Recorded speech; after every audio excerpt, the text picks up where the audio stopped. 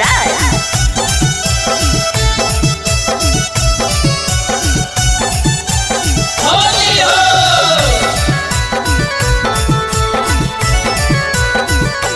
अब की होली खेले यहाँ ससुररिया जीजा जी।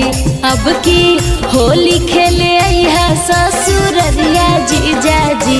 माजा मार के चल जइहा भोर हरिया जीजा जी। माजा मार के चल जइहा भोर हरिया जीजा जी। अरे बुझला आवा अब की होली खेले ससुररिया साली जी। अब की होली खेले जाइब ससुररिया साली जी। अच्छा। बाकी रंग डालबो चोली के भीतरिया साली जी। बाकी रंग डालबो चोली के भीतरिया साली जी। अरे आई ना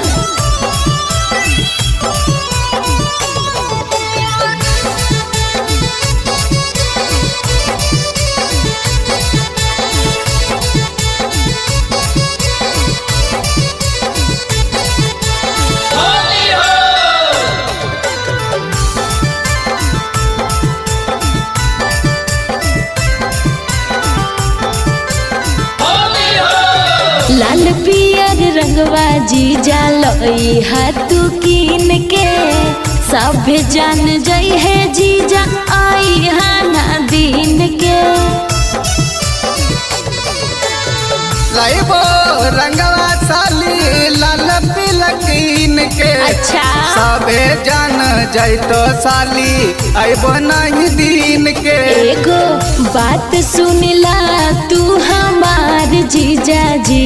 एगो बात सुनिला तू हमार जीजा जी। अब की लइहा पिचकारी बरियार जीजा जी। अब की लइहा पिचकारी बरियार जीजा जी।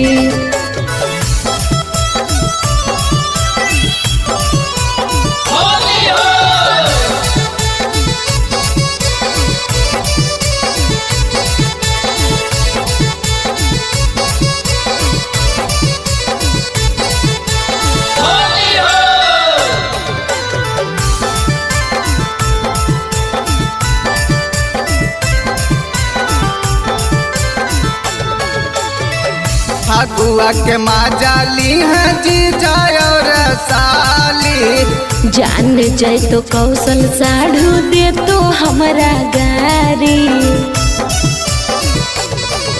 फगुआ के माजाली है जीजा और साली।